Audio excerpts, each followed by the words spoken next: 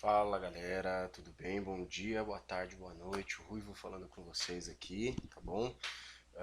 Vamos dar seguimento à aula sobre Platão, tá? Lembrando que essa aula basicamente é só para os alunos do terceiro B, tá? Então, antes de toda essa crise aí com o coronavírus, a gente parou na metade da aula. O pessoal do terceiro A eu já terminei, tá bom? Mas se você é do terceiro A, quer assistir de novo, não tem problema, quer rever algumas coisas aí, não tem problema, tá? Mas a ideia é esse finalzinho de aula pro terceiro B. Muito bem. A gente começou falando do Platão, então falamos um pouquinho aí do pensamento racional, enfim. A gente chega num ponto muito importante a respeito do Platão, diria inclusive que a parte mais importante do seu pensamento, que é a teoria das ideias, tá?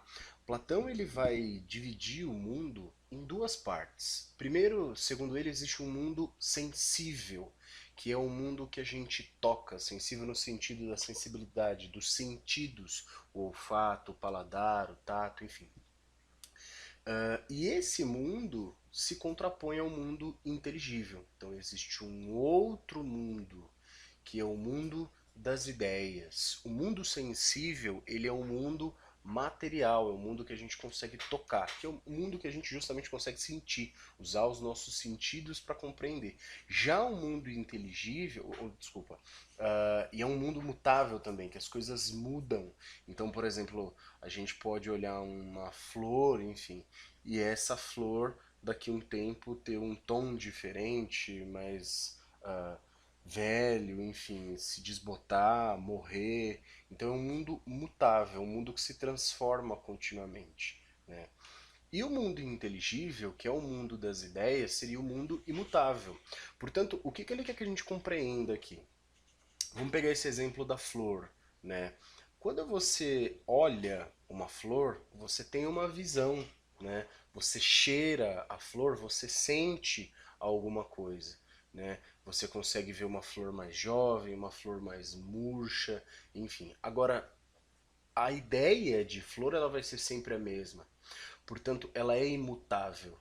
Portanto, a ideia a respeito das coisas, as suas formas, elas são imutáveis. Já no mundo sensível, as coisas elas mudam, né? Elas não são sempre do mesmo jeito. A gente tem cada hora uma percepção diferente. Se você assistir, por exemplo, um filme, dei esse exemplo com o Titanic. Se você assistir esse filme quando criança e depois de muitos anos, você vai ter percepções diferentes, visões diferentes. Tá? Então, o mundo sensível, o mundo que a gente toca, ele é um mundo mutável. E mais, o Platão ele vai dizer também que todo mundo já passou um dia pelo mundo inteligível, né? Só que a gente se esqueceu. A gente passa por um processo de amnésia quando a gente vem para a Terra, teoricamente, né?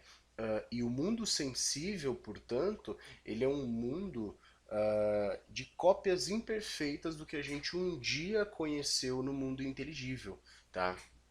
Mas é importante que se diga que o mundo inteligível ele não é um mundo inalcançável, ele é alcançável através da reminiscência, né? Então a filosofia, os estudos, o questionamento pode fazer com que a gente se reconecte ao mundo inteligível. E aí percebam que eu estou usando a palavra reconectar, porque segundo Platão, um dia nós já estivemos no mundo inteligível e a gente acabou vindo para esse mundo sensível, o mundo em que a gente vê as coisas, né? Então, o mundo que a gente percebe seria um mundo imperfeito, de cópias imperfeitas do que é o mundo ideal, o mundo inteligível. E essa noção de ideal vai ficar aí, por exemplo, para a literatura, né, como sendo o tal do amor platônico. Por que se fala de um amor platônico? Porque o amor inteligível, do mundo inteligível, o amor ideal, que fica no campo das ideias, né, é o amor perfeito, tá? Bom, e aí tem o famoso mito da caverna, que nada mais é, né, a gente já falou um pouquinho sobre ele, o mito da caverna nada mais é do que uma representação desse diálogo entre mundo sensível e mundo inteligível. tá bom? Então é essa discussão, tem uma imagem aí para ilustrar o que a gente está falando, né? Vamos lembrar que, segundo o mito da caverna, escravos, né, estariam acorrentados dentro de uma caverna, entre eles tem, e a saída da caverna você tem um muro e uma fogueira, e essa fogueira projeta sombras de pessoas que passam atrás desse muro o tempo todo. E a única coisa que esses escravos veem são essas sombras, a vida inteira. Então eles idealizam essas sombras como coisas vivas, como coisas reais. E um desses escravos um dia se liberta por algum motivo, né? E ele sai da caverna. Né, e ele vê o mundo real e ele percebe que aquelas sombras não eram reais, que eram apenas projeções. Né? Esse escravo vai viver o mundo real, portanto, vai ter contato com as coisas que são reais, e um dia ele resolve voltar para a caverna para contar para os seus antigos amigos o que ele conheceu, e ele é debochado, ele é agredido e por fim ele é assassinado. Esse assassinato, inclusive, é uma referência aí ao assassinato, né, a execução, a condenação do Sócrates. Tá? O que ele está mostrando para a gente aí com o mito da caverna? Os escravos que estão na caverna, eles estão presos no mundo sensível, num mundo de sombras, de cópias imperfeitas do que é o real. Né? E esse escravo que se liberta através da luz, ele chega à luz, a luz da filosofia, para conhecer o que é real. Tá? Então, é essa relação que ele faz entre o mito da caverna e essa teoria das ideias. Beleza? Então é isso, bons estudos para vocês. Tem um videozinho de apoio aí de um filósofo brasileiro bastante famoso, Clóvis de Barros Filho. Tá? Assistam, é bem legal. E é isso, bons estudos, beijo para vocês. Falou!